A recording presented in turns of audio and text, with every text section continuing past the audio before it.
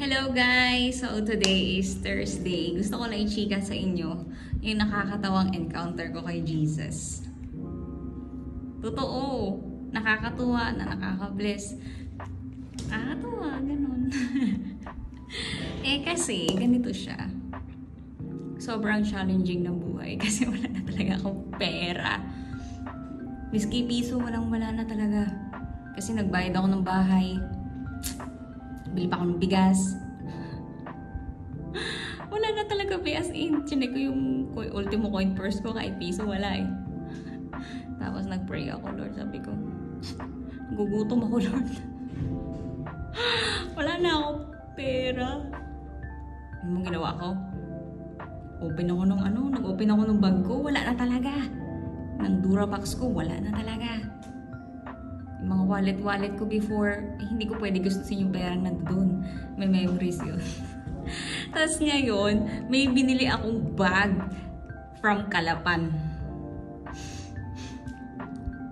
Natatawa ako kasi yung muling buklat ko, sabi ko, Lord. Sobrang, yung last na pray ko, sabi ko, Lord, wala na po talaga akong pera. Wala po akong pamasahe sa Sunday. Sabi ko. Papuntang church. So ngayon, pagbuklat ko, kala mo nagpepera o ba yung pag ano ko, di ba violet yung bag? Eto siya, ipapakita ko sandali lang. So eto na siya guys, ito yung bag na binili ko sa Calapan. So ngayon, dahan-dahan talaga yung pagbuklat ko dahil wait lang, eto siya. Yan. Siyempre open ko siya kunyari. As in, dahan-dahan talaga. Sinabi ko, Lord, wala akong masahe. Wala akong masahe sa Sunday. Buklat ko na gano'n. May bumungad, be. 30 pesos na coins. Tsaka to. Ayan, may 200 sa loob. Alam mo, nakakatawa? Sobrang lutong niya.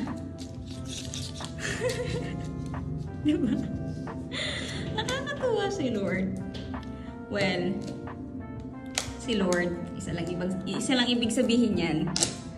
Si Lord ay hindi lang provider, but He is a Father and a Savior. Nakakatawa, grabe talaga. Thank you, Lord. May pumasahin na ako sa Sunday. Diba, may pang tithes pa ako. So ngayon, yung kinuha ko yung 30 pesos. Kasi nagugutom na ako.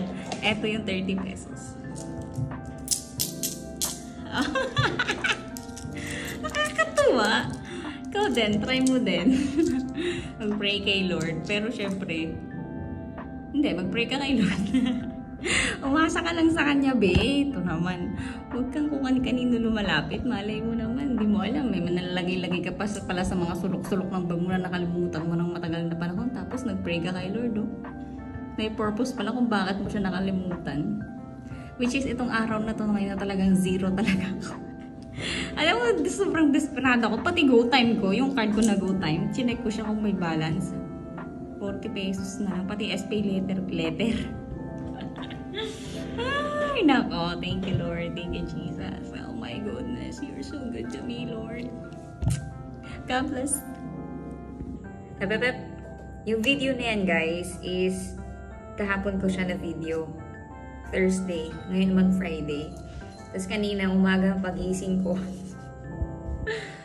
Yung ina-expect mo na kala ko pang tithes lang tsaka pamasahe sa church. Gulat ako may pumasok sa GCash ko. Nagkaroon ako bigla ng bonus sa trabaho ko. Kasi, alam mo na, Jesus is so good. Hindi dahil sa masipag ako, kundi dahil Jesus is good. Yun lang, pray ka din. Pero syempre, samahan mo ng gawa. Kasi unexpectedly talaga yung mga so bigla ang answered prayer na yun. Yun lang. Grabe ang ipin.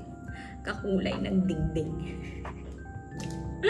Thank you for watching, guys. Bye-bye. Pray ha. Pray ka. Huwag kang umasa sa himala. Mag-pray ka din.